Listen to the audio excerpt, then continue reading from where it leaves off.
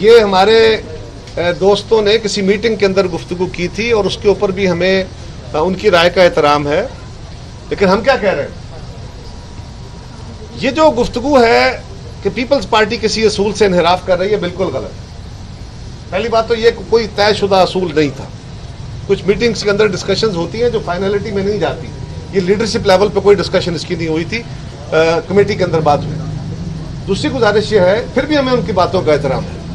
दूसरी गुजारिश ये है कि गिलानी साहब को जब पीपल्स पार्टी ने कहा कि सेनेट के इलेक्शन में हिस्सा लेना चाहिए, तो गिलानी साहब को मुस्लिम लीग ने, JUI ने, हमारे तमाम PDM की जमातों ने हमारा साथ दिया, उनको कैंडिडेट बनाया, उनको वोट दिए।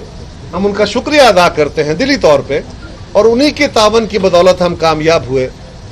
लेकिन ये बात भी तयशुदा है कि ये कुछ जीती हुई सीट अपोजिशन की नहीं थी जो पीपल्स पार्टी को फेवर के तौर पे दी गई। पीपल्स पार्टी ने खुद वॉलंटरीली PDM के लिए ये जद्दोजहद का एक मैदान लगाया और खुद अपने आप को ऑफर किया, इस मुश्किल में डाला। एक मिनट भी, इस मुश्किल में डाला। उन सब दोस्तों के तावन से हम वो सीट जीते। फिर चेयरमैन सेनेट में भी उन दोस्तों के तावन से ही हम आगे बढ़ सकते थे, वरना पीपल्स पार्टी के पास तो ये पोजीशन नहीं है, और हम उनके शुक्रिया अदा करते हैं।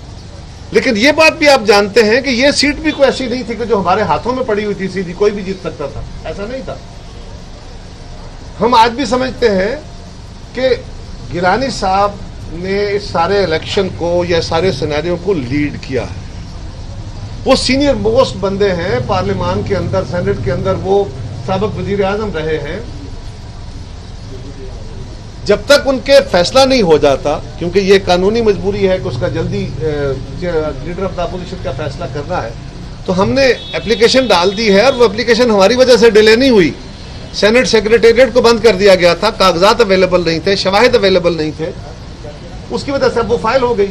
तो जब तक गिलानी साहब का वो फैसला नहीं हो जाता, और वो जल्द हो जाएगा क्योंकि उसमें कोई बड़ी एविडेंस का इशू नहीं है, लॉ पॉइंट है एक सीधा सा, उस वक्त तक इस मामले को गिलानी साहब को लीडर ऑफ द अपोजिशन मानना चाहिए।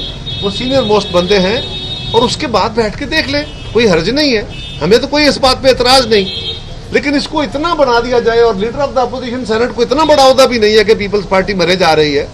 हम सिर्फ ये कह रहे हैं कि कुछ बातें असूल की हैं, और खासतौर पर इन हालात में गिलानी साहब अगर उसको लीड करते हैं, महीना 2 महीने तो नहीं होगा ना ज्यादा से ज्यादा, तो उसमें कोई प्रॉब्लम नहीं होगा। लिहाजा हम समझते हैं कि इस बात को लॉजिकली बात लेना चाहिए। साहब, जैसे कि आपने कहा कि मीडिया में बातें सामने नहीं आनी चाहिए, तो मौलाना फजलुर रहमान, नून लीग और तमाम जमातें ये कह रही है कि आखिरी जो PDM की मीटिंग हुई, उसकी तमाम चीजें पीपल्स पार्टी ने लीक की, और इस हवाले से आपने खामोशी भी इख्तियार की रखी, तो ये भी आपने क्लियर नहीं। देखिए, जरदारी साहब की गुफ्तगू लीक हुई है, बाकी भी वहां गुफ्तगू हुई है, और वो गुफ्तगू पीपल्स पार्टी के लिए भी टॉलरेबल नहीं थी। वो फोकस्ड थी पीपल्स पार्टी पे, लेकिन वो गुफ्तगू लीक नहीं हुई। जितनी हुई, हमने उस बात के ऊपर अफसोस का इजहार किया, हमने कहा कि ये लीक नहीं होनी चाहिए।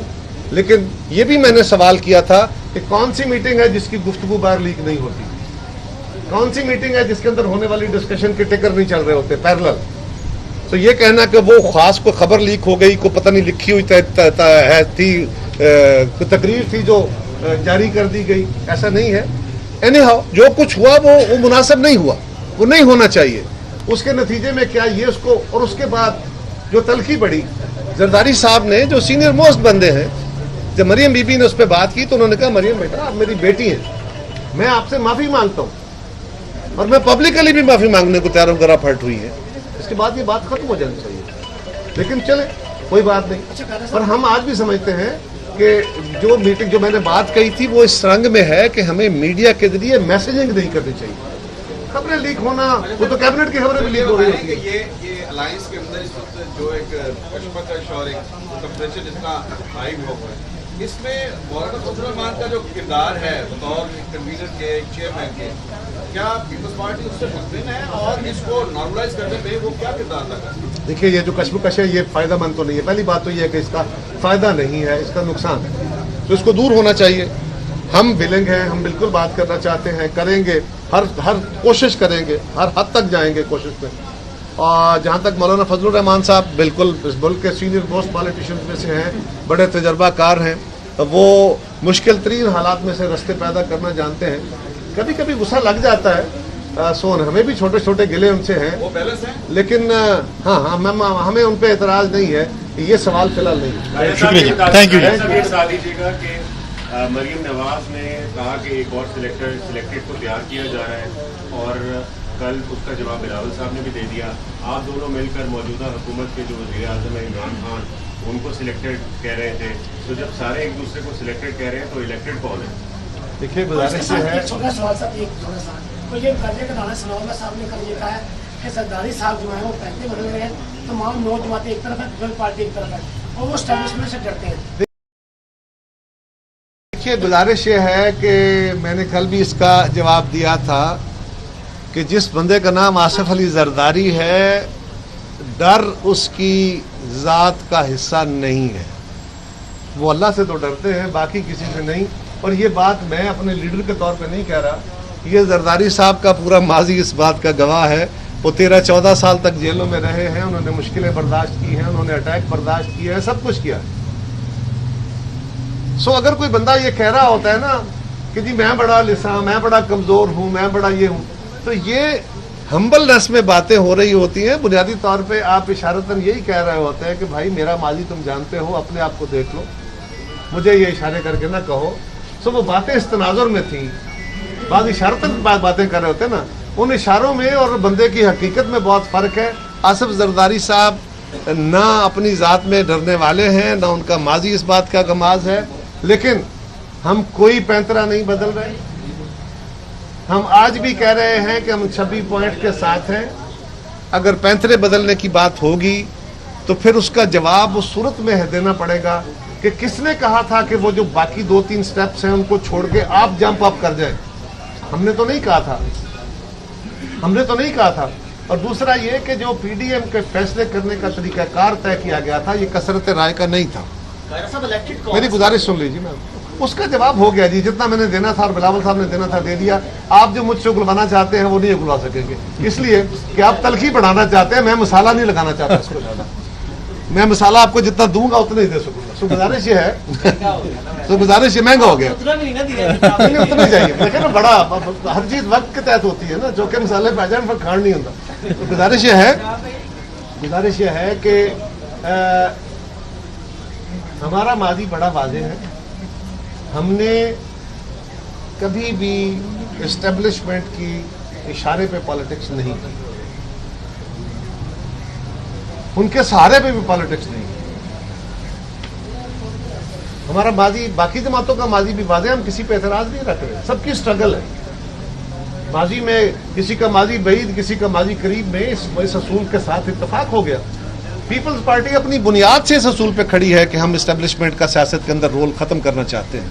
इस्टेब्लिशमेंट से लड़के नहीं, जंग करके नहीं, सियासी जद्दोजहद के जरिए, ये हमारा रास्ता है। बाकी दोस्तों का अपना रास्ता है, बिल्कुल हमें उनके रास्ते का एहतराम है, लेकिन हमारा ये माजी बईद से है। कुछ लोगों का माजी करीब से, उनको भी तजर्बा हो गया, तो बिस्मिल्लाह। अब अगर माजी में खड़े होकर बातें करते रहे तो फिर तो आगे बढ़ने का रास्ता नहीं पता होगा। लेकिन जो बातें हुई उनको छोड़िए, हम अपने असूलों के साथ खड़े हैं और हम पीडीएम की जमातों का एहतराम करते हैं। और यकीनन जिस चीज़ को अचीव करने के लिए सिर्फ इक़्तिदार नहीं, अगर हमने वाकई हकीकी तब्दीली की बात करनी है जो मुस्लिम लीग कह रही है, तो फिर उसके लिए हम सबको और हमारे अलावा भी जो सियासी जमातें हैं उनको भी आपको एक प्लेटफॉर्म पे लाना होगा। बेसिक प्रिंसिपल्स पे खड़े होके किसी एक इलेक्शन के नतीजे में, उस इलेक्शन में जीत जाने के नतीजे में ये पॉसिबल नहीं होगा। और आखिरी गुजारिश ये है कि पीडीएम के अंदर ये तय हुआ था कि हमारे फैसले इत्तेफाक राय से हुआ करें, ये प्रिंसिपल तय किया गया था। हमारे फैसले मेजॉरिटी की बुनियाद पे नहीं तय हुए थे। सो इससे पहले जितने फैसले हुए वो कसरत राय से नहीं हुए, और उनको ये कहना कि ये जमहूरी तरीका नहीं है, ये भी शायद मुनासिब नहीं है। उसका भी हमें दूसरी जमातों का भी एहतराम करना चाहिए। हम उस फैसले के साथ, तरीक़ाकार के साथ, उन पॉइंट्स के साथ खड़े हैं और इंशाल्लाह अपने दोस्तों को हम अपनी पार्टी पोजीशन CEC के बाद जरूर वादे करेंगे। कोई भी बात नहीं। चलो बस करें, बहुत हो गया। खाना खाना खाओ। नाश्ते टाइम नहीं लंच करो।